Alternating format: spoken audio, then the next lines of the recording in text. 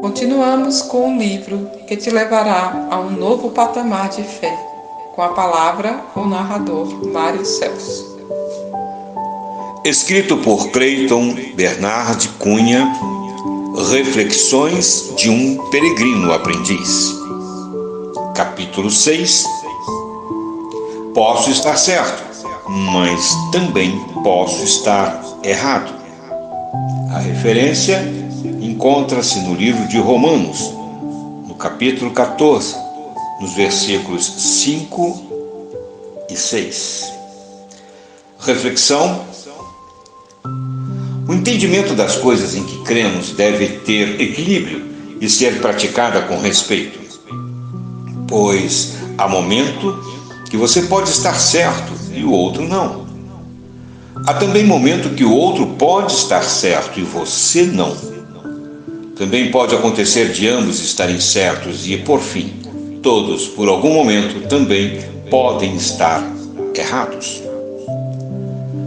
Acreditar que sempre estamos certos transmite arrogância, destrói laços de amizades, familiares e fecha portas para novos aprendizados que poderiam nos ser úteis em alguma situação.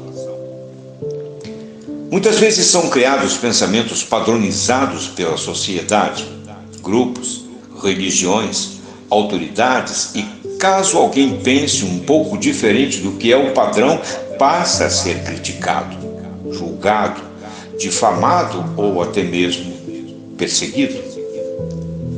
Mesmo que o pensar diferente não traga dano algum, ou mesmo que às vezes o pensamento diferente de alguém pode até trazer algo positivo, mesmo assim, ao sair da mesma linha de pensamento da maioria, passa a ser visto com maus olhos, tratado com indiferença e preconceito. Uma experiência com a compreensão relativa. Ao iniciar a pandemia do Covid-19, criou-se muitos pensamentos sobre a origem do Covid e busca de respostas para entender o porquê estava acontecendo esse desastre. A dúvida, o medo e o pânico tomaram conta da humanidade. Muitas mortes aconteceram, muitos sonhos foram destruídos. Consequentemente, interpretações começaram a ser compartilhadas e, na maioria das vezes, afirmações dando certeza sobre o motivo de ter surgido esse vírus. A grande maioria seguiu uma linha de pensamento onde se afirmava que esse caos estava acontecendo com um propósito, que era uma boa coisa. Que Deus lançou esse vírus na Terra, no qual o resultado final seria que aquelas pessoas que já serviam a Ele iriam crescer mais ainda em sua santidade. E aquelas pessoas que não tinham fé em Deus passariam a ter, servi-lo e adorá-lo. Percebi que as opiniões estavam mais relacionadas à emoção do que com algo mais consciente. Meu pensamento foi que dentro de nossas limitações ninguém conseguiria dar uma resposta exata e verdadeira sobre tal fato. A cada discurso em que ouvia as pessoas fazendo tal afirmação, eu ficava muito triste, pois ficava imaginando as pessoas que estavam hospitalizadas entre a vida e a morte.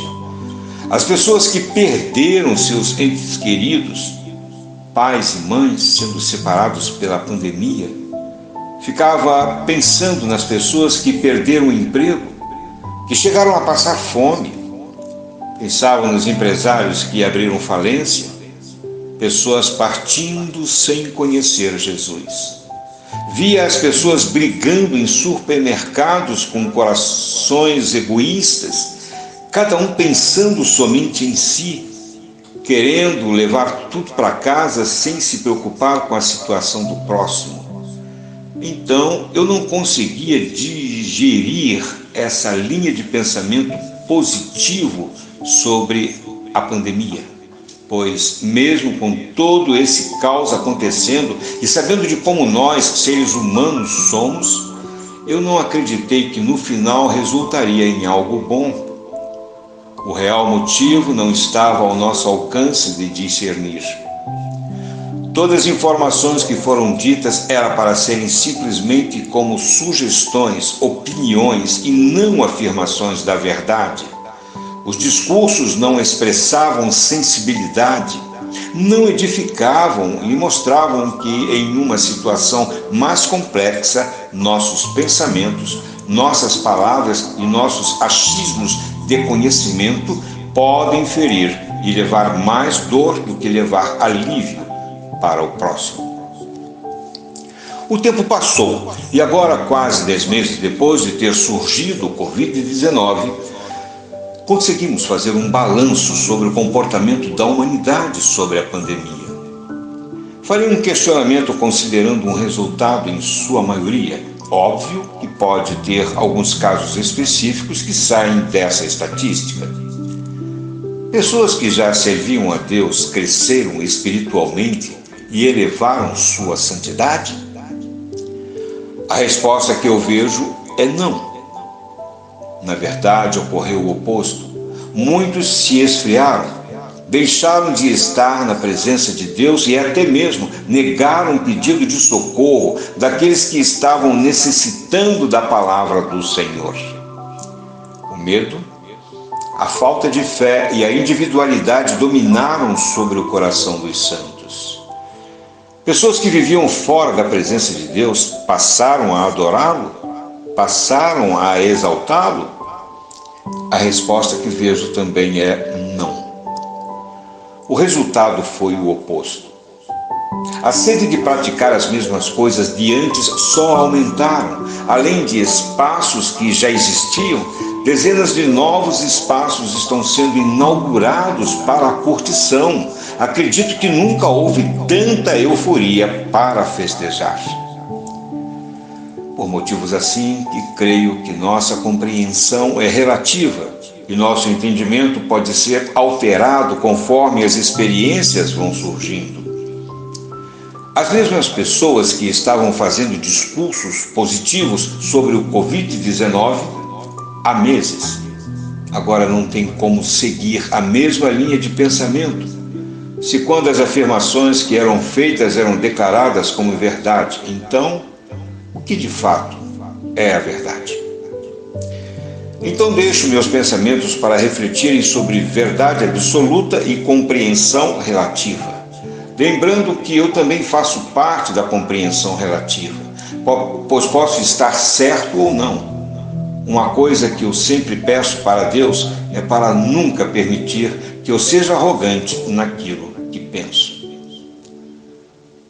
Uma experiência com o preconceito. Algum tempo atrás, sem influência de pensamentos externos, algo floriu naturalmente dentro de mim. Passei a questionar sobre maus tratos de animais e passei a estudar para conhecer melhor sobre esse assunto. Através de muitas pesquisas, conhecendo alguns lugares de confinamento de animais para consumo e também através de 2 documentários, Conspiracy e A Carne Fraca, percebi que aquilo que eu estava pensando fazia sentido. Os maltratos e torturas que essas criaturas de Deus sofrem é muito triste e desumano. Então, fui a uma nutricionista e após fazer um exame de sangue, ela me receitou uma dieta. Passei a ficar sem comer alimento de fonte animal, leite, ovo, carne bovina e suína, frango, peixe, qualquer derivado que continha alguma substância animal já não fazia mais parte da minha dieta. Foi um pouco difícil no início, mas depois me acostumei. Depois de 12 meses com essa alimentação, precisei retornar à minha alimentação de costume, pois não estava conseguindo manter o custo. Algumas pessoas se adequam facilmente com a exclusão de fonte animal da alimentação. Eu também me adaptei bem, porém, devido à minha genética, para suprir as necessidades de meu corpo, era necessário um volume muito alto de alimentos como vegetais, grãos, leguminosos, frutas, cereais, fibras. Então o custo passou do que eu podia pagar e tive que parar. tive uma experiência incrível. Na época aprendi que no que diz respeito à saúde, somos o que comemos. Antes de eu cortar alimentos de fonte animal, eu estava com 3 complicações de saúde. Uma delas era a dor de cabeça. Normalmente tinha de 3 a 4 vezes por semana dores de cabeça terríveis. Já fazia um tempo que eu tinha essas dores e na época tinha passado por oftalmologista e não era problema nas vistas. Então tinha agendado um neurologista. Outra complicação era uma massa que se formava em minha garganta e eu sempre tinha de fazer força para pôr para fora. Essa massa irritava muito minha garganta. E a outra complicação que eu tinha era um sangramento retal. Na época fiz exame de próstata e graças a Deus não era isso. Então procurei um coloproctologista para me examinar e ele me pediu uma série de exames e detectou umas pequenas veias que estavam inflamadas no reto. Então, enquanto acontecia tudo isso, comecei a me alimentar cortando alimentos de fonte animal. À medida que o tempo foi passando, algo incrível surgiu. Até mesmo que eu começasse a me medicar com as prescrições médicas, percebi que as complicações foram diminuindo. Incrivelmente, todas essas que mencionei foram sumindo. Nem cheguei a comprar os remédios e minha saúde foi melhorando a cada dia que se passava, até o momento que todas as complicações sumiram. A massa e o sangramento eu não tive mais, e a dor de cabeça, que era praticamente dia sim e dia não, hoje é bem raro eu ter. Inicialmente eu tinha tomado a decisão por amor e sentimento aos animais, mas percebi que com isso eu fui grandemente beneficiado. Contei esse meu caso para poder chegar no assunto que estamos tratando sobre o preconceito, a falta de conhecimento, falta de respeito aos pensamentos do outro e sobre o pensamento padronizado de uma sociedade. Durante esse período de alimentação, tive 3 barreiras a enfrentar: o custo, a falta de opções em restaurantes, lanchonetes, mercados, mercearias, padarias, buffet, eventos, locais de entretenimentos, o preconceito. Vou falar sobre esta terceira barreira que eu enfrentei. O preconceito associado à arrogância foi a barreira que mais me surpreendeu. Só pelo fato de eu pensar e agir diferente da maioria, passei a ser criticado, e isso mostra as limitações humanas sobre o respeitar. Ouvia: se você tem dó dos animais, então tem que ter dó dos vegetais também, porque vegetal também tem vida. Você é enjoado. Você tem que se preocupar com as pessoas, não com os animais. Você faz desfeita do alimento. Deus deixou os animais para dominarmos sobre eles. Você está sendo ingrato a Deus. Vou contar uma crítica que recebi que só aumentou minha convicção de que fazer algo de bom, porém diferente do que as pessoas fazem, jamais é errado. A falta de compreensão é algo cultural, social e sem ética. Eu estava na fila do buffet para pegar arroz, feijão e salada, quando uma moça me perguntou: você não come carne? Respondi que não. Daí ela continuou olhando para meu prato e vendo que eu não estava pegando nem ovo, frango e nem carne, me perguntou: você não gosta da mistura daqui? Eu disse a ela: a mistura daqui é perfeita, assim como eu acho a mistura de qualquer lugar perfeita. Pois qualquer alimento que chega até meu prato, com ou sem mistura, é Deus que me deu. Então é perfeita. Daí a moça falou: mas você é esquisito. Perguntei o porquê ela achava isso e ela respondeu: Deus nos deixou os animais para nos servir de alimento. Então você está pecando contra Deus. Eu já conhecia aquela moça. Sabia que ela tinha uma linha religiosa muito radical de pensar e também sabia que ela tinha um problema de saúde, que não podia comer alimentos gordurosos, açúcar. Então, olhei para o prato dela e vi os pedaços de carnes gordurosos e perguntei: esse alimento te faz bem? Ela falou, não faz, e completou, mas não vou deixar de saborear um pedaço. Então eu respondi de uma maneira que pudesse fazer ela refletir sobre cuidar de sua saúde. E eu disse a ela, esse alimento que estou comendo está fazendo muito bem para a minha saúde e também para a minha consciência, pois amo meu corpo e me preocupo com os animais que Deus criou. O que comemos é muito importante para evitar complicações à nossa saúde. Além disso, somos moradas de Deus. Então me lembrei de Romanos, capítulo 14, versículos 5 e 6, e preferi não responder às críticas, pois percebi que se existia alguém que estava precisando de uma mudança em relação à alimentação, acreditei que esse alguém não seria eu.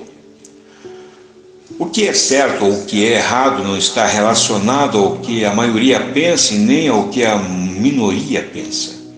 Eu sigo minhas intuições e o que eu penso que é certo hoje, amanhã eu posso começar a acreditar que não é. Também dentro de minha vida cristã, posso ter mudança de compreensão sobre as Escrituras, pois creio que ela é verdade absoluta e imutável, mas o entendimento humano é relativo. Às vezes, a vida nos traz experiências que nos fazem rever conceitos que já tínhamos pré-definido. Então, se desejar, seja mais humilde. Respeite mais e não pense que a verdade está somente em você.